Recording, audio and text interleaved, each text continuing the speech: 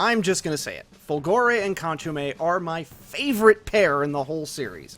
And no, not just because I voice Fulgore in the fan dub, but because I find their dynamics so fascinating. Here's a little bit of truth. We don't know anything else about Fulgore up until the very end of the series. I'm dead serious. We don't know anything about his backstory, his parents, a lot about him. From Season 1 until Season 3, he's just this goofball Italian superstar with a song about, well...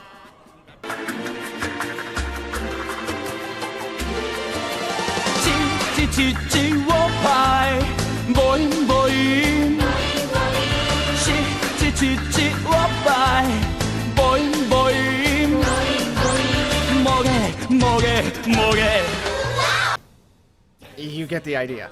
Guy is a lovable goofball, and so is Kanchome. But of course, for different reasons. Kanchome thinks Fulgore is the coolest guy in the world. He practically worships the ground he walks on. The song Iron Man Fulgore is Kanchome believing, well and truly, that he literally thinks Fulgore is invincible. That no matter what hits Fulgore, he'll get right back up and keep coming. Of course, comedically, Fulgore always managed to hit that limit in several battles. But you get the idea. Kanchome thinks Fulgore is just too cool, even when Fulgore is being a complete goofball who ends up with a big rip in the back of his pants. Now, here's the thing. The audience not getting to spend that much time with them initially is not only for building intrigue into their character, but for what time they are on screen, they do make the most of it. We don't get much of Kanchome's backstory either, only that he has some siblings and a little baby sibling in the sequel that he fights to protect. But we do get to know a lot about the little guy. We'll start with him since we get to know the most about him, and since up until the last chapters, yeah, Fulgore is pretty much the same guy. Buckle your seatbelts, kids. This is one of my faves here, so we're going all in. And once again, don't forget to hit up those support links in the description. So why are these two my favorite? Well, the truth is, I've always struggled with this perception of my self-worth. The perception of my own competence. In my life, clinging to the few wins I get. And puberty for me was a big swing. Much like Kanchome, I went from being kinda awkward and a bit dorky to the strongest, most capable member and captain of the wrestling team. And as my own life progressed, I've struggled with that feeling of capability and self-awareness, much like Kanchome did. Growth is something I deeply appreciate in any story, and to me, Kanchome is the character that goes through the most growth. Even more so than Zatch himself. It's why Clearnote had to take the opportunity to eliminate him when he did, because honestly, Kanchome's spells could have stopped him from beating Brago and Zatch. I'll elaborate. Let's get started with how he starts at the beginning of the series. So, a lot of the Season 1 goons, as I call the Momotos that lasted just 1 or 2 episodes, will get one collective video, and initially it seemed like Kanchome was going to be exactly that, just another Season 1 goon whose entire screen time is just that, their one appearance. The episode he and Fulgore first appear in, Fulgore managed to help Kyo get literally taped to the ceiling, while Kanchome works to earn Zatch and Susie's trust despite his, less than quality Peruk disguise. Naturally, this is played for laughs and shows not only how dumb Susie is, but how dumb Zatch is. But it shows one quality about Kanchome that he has to overcome: incompetence. Kanchome was widely regarded as the weakest combatant of the main 4 Momotos for good reason. Not only did he have the weakest, non-offensive, and not particularly defensive spells you could have, he wasn't terribly bright, he's kind of a coward, and was kind of incompetent. As soon as his disguise breaks, he begs Kyo and Zatch to just wait until Fulgore gets there. And when Fulgore does get there, it seems like they might be a challenge, but Peruk only allows Kanchome to change his shape.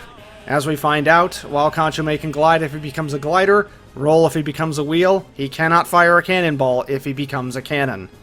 At least with Peruk, anyway. And that's the only spell he had at the beginning.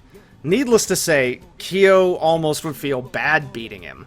While Fulgore and Kanchome learn another spell during this little fight, well, Peruk can only really be used strategically. It makes Kanchome literally small. Normally a character like this would peeve everyone off.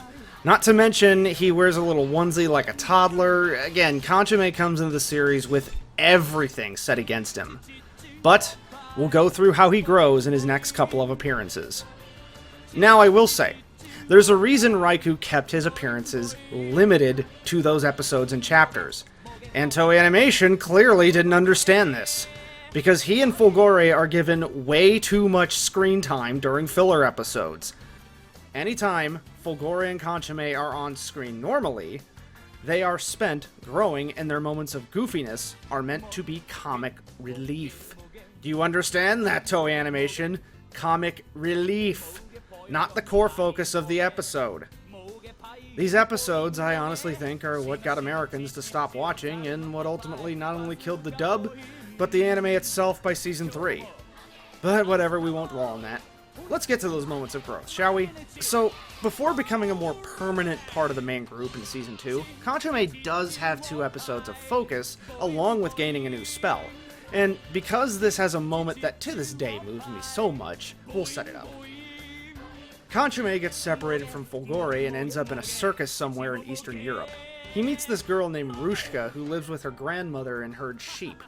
Normally they don't have a problem with poachers or wolves, but then Bago and Frito come along. Bago is a deliberately scary-looking dragon Momoto, to where Kanchome on his own, of course, is scared to stand up to him, but does so nonetheless. But yeah, he's still powerless to stop them. But seeing how sad Rushka is at seeing all of her sheep stolen and likely going to be eaten, Kanchome sets off to try to get them back. It certainly is a fool's errand. But by this point, Fulgore has caught up to him and rides next to him. And we have to play this scene because, again, it is a beautiful clip. Oh dear, he's going to get himself hurt or worse. Oh, thank goodness you've come, whoever you are. That little boy is going off to fight a vicious pair of thieves. One of them is a real monster with fangs and everything. You've got to stop him, or at least go into town for help.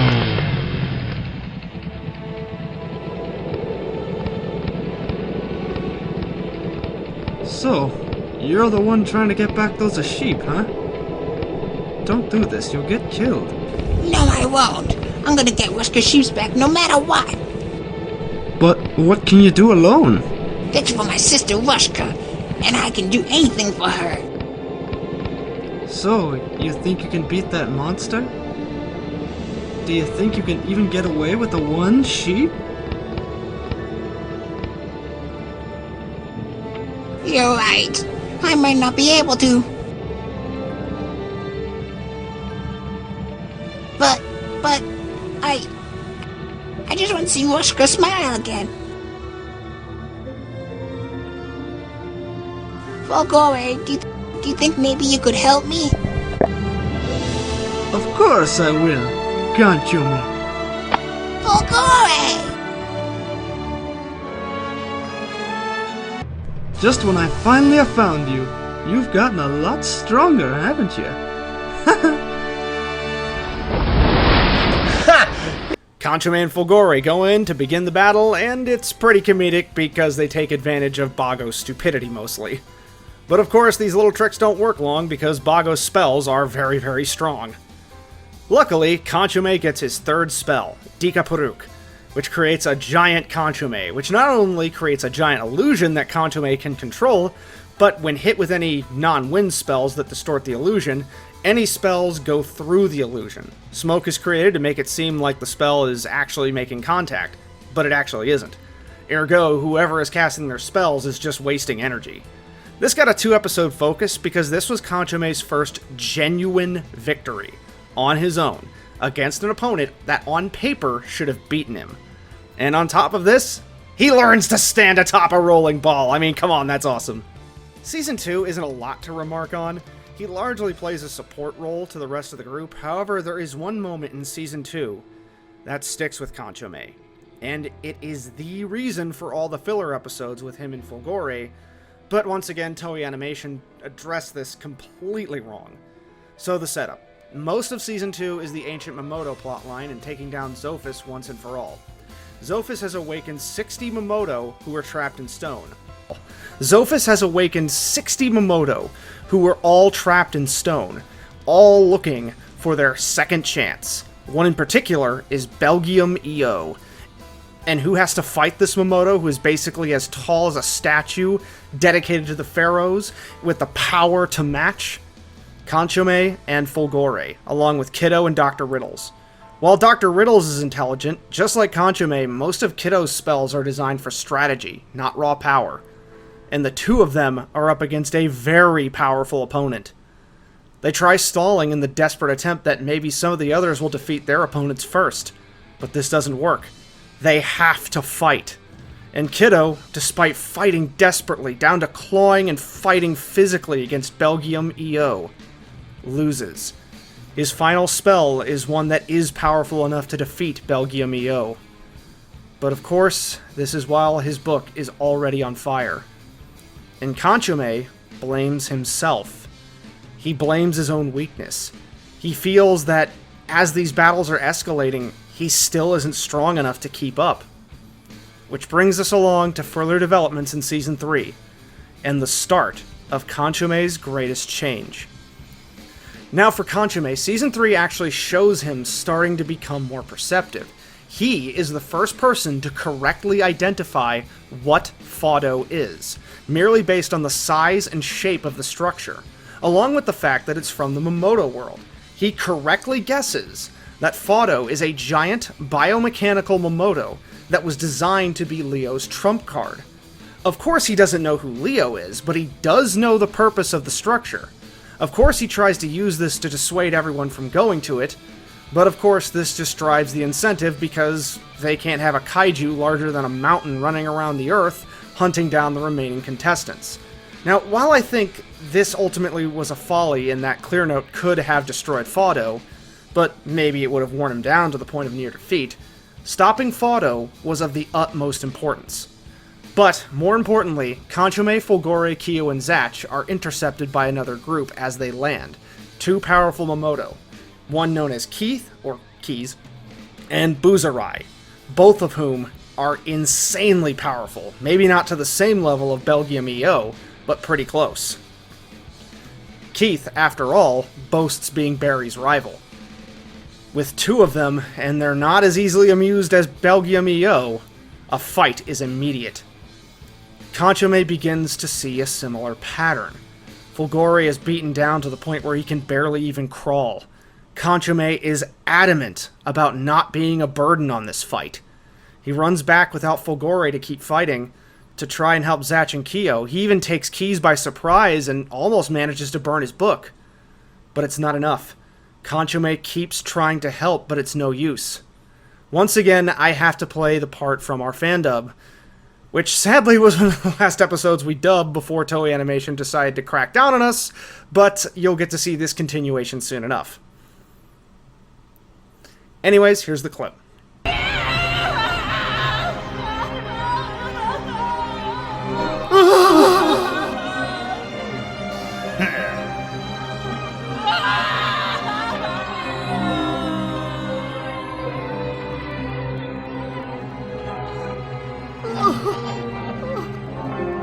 First one down.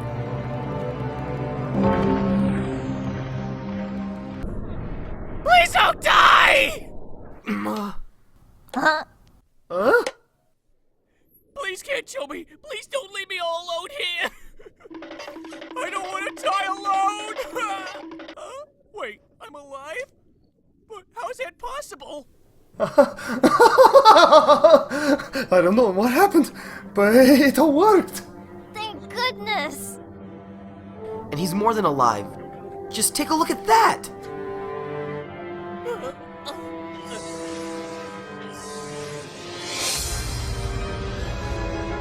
If I look closely...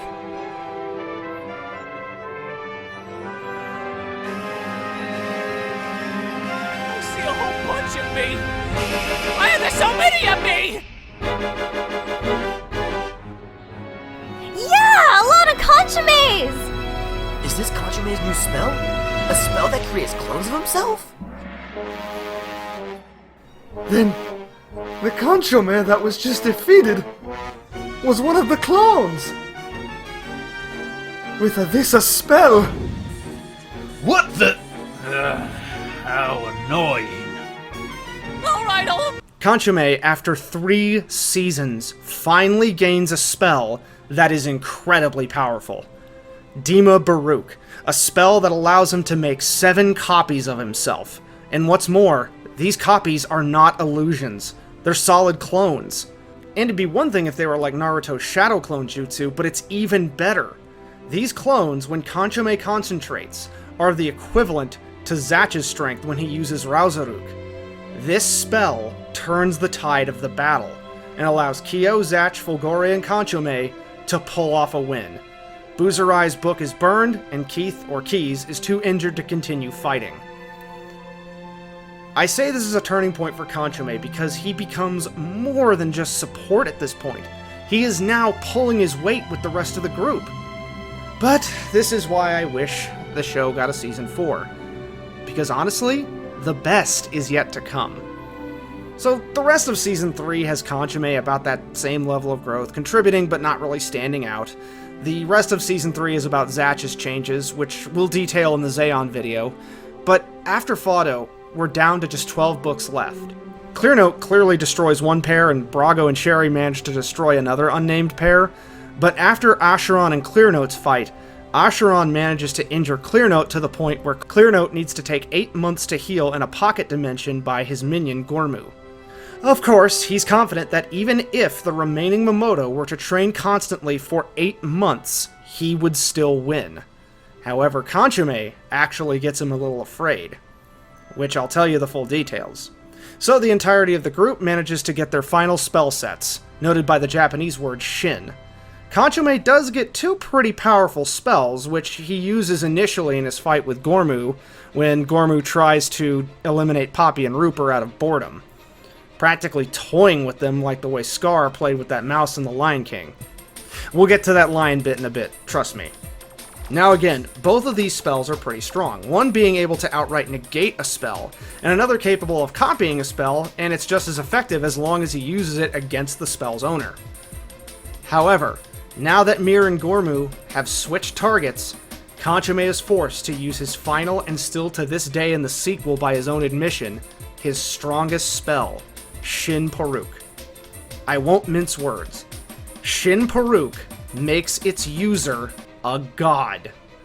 Of course, as long as the spell is active and within the user's field of vision.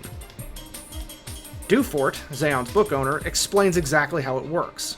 While it's still an illusion, it is an illusion that works on the opponent's minds, on such a deep level that even if the opponent tries to consciously convince themselves it's an illusion, it still doesn't break, even if they close their eyes and plug their ears. Thinking this will not break the illusion.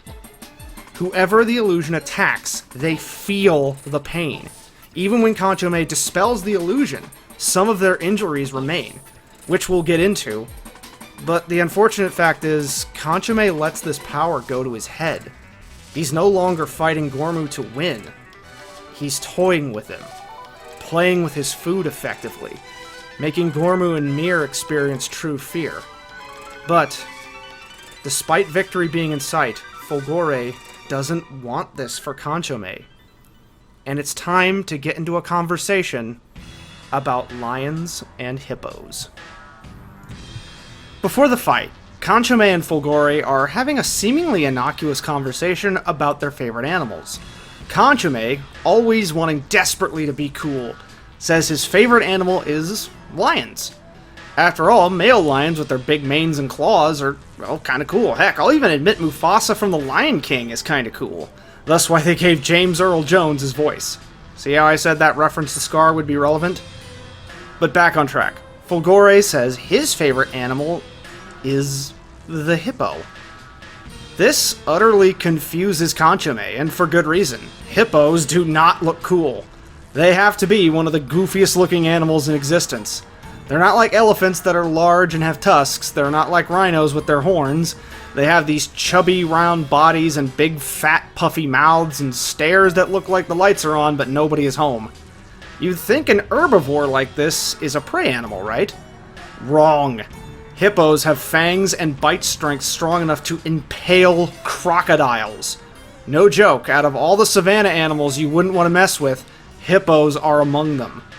But there is still a docility to them.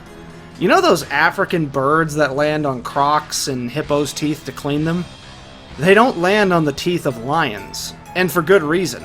Lions can often go a week without food, so the first thing that lands on those fangs is that food. So lions are left on their own to clean their teeth. Yes, they look goofy as all hell, but hippos are a force to be reckoned with. Yet, there is that peacefulness to them, and this is why Folgore chose the hippo. A hippo is powerful but peaceful, and this is where we finally get into Folgore's backstory. Folgore, before becoming a pop star, was, well, a gangster, or clearly some kind of cage fighter, because he was often hired by the Italian mob to just beat people down. In his own words, he was terrifying. So terrifying, his own parents did not want him back in their home. Even when he tried to turn around and do good, people were still scared of him.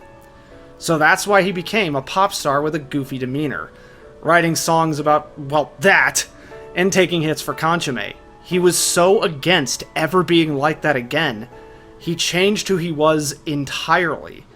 And he sees Kanchome starting to go down this path, and he doesn't want that for him. So he convinces Kanchome to cancel the spell and just take the win. Of course, by that point, Gormu and Mir are beaten. Mir does notice that her injuries aren't as severe, Kanchome pointing out that if he took it too far, he could have killed them. So I mentioned in my Clearnote video about how Gormu's betrayal of Clearnote, how that was so influential. Kanchome is responsible for that. He uses Shinparuk again, but this time to show Gormu what life can be if he decides to be his friend instead of his enemy. Gormu is so moved that this is what leads to his betrayal of Clearnote. It shows Kanchome using the kind of strength that Folgore wanted him to have. Strength of character. Of course, Clearnote now sees Kanchome as a threat, temporarily opens his pocket dimension, and uses the element of surprise to take out both him and Poppy. But Folgore is nonetheless proud of his little bambino. Now, they've since reunited in the sequel, and it's almost comical how tall and lanky Kanchome becomes, to where even Folgore finds it kind of funny. And I'm sure the two of them will have more growing to do, largely finding new things about themselves and navigating the terrifying revelation that the demon forces have their hands on Shinparuk. Guess we'll cross that terrifying bridge when we get there. But that is the end of Folgore and Kanchome's story for now. I know this video was long compared to the others, but again, these two are my favorite for a reason. They go through so much growth and become so powerful by the end. There's just so much to say on them. But at any rate, thanks for watching, guys. We'll see you in the next one. Trust me, the next one will be shorter. But once again, don't forget to hit up those support links, click that like and subscribe, and share this video if you agree with it. Thanks so much, guys. We'll see you next time. Oh, now I feel better. What the?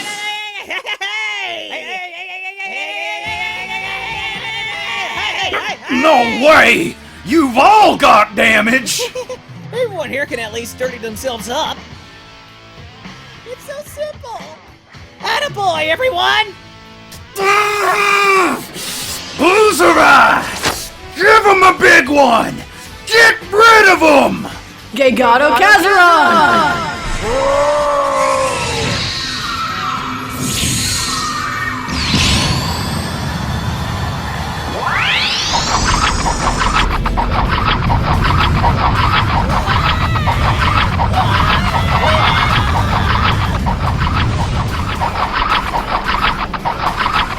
Damn it! They can still cast that strong of a spell? Sorry, Gash. I'm gonna have to use the last of my power here so you can stop that huge top. Rouser!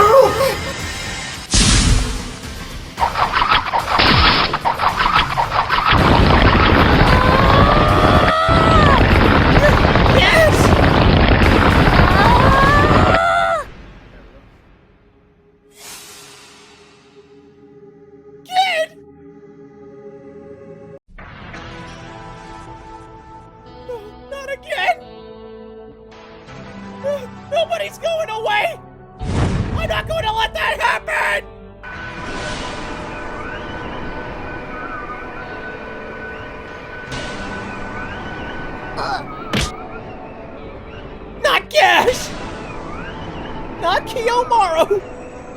Fulgari! Nobody's going to die! No way! There's no way those puny brats are gonna... Impossible! There's no way they're gonna catch her spell. Incredible! Yeah, that's a Gigano class spell.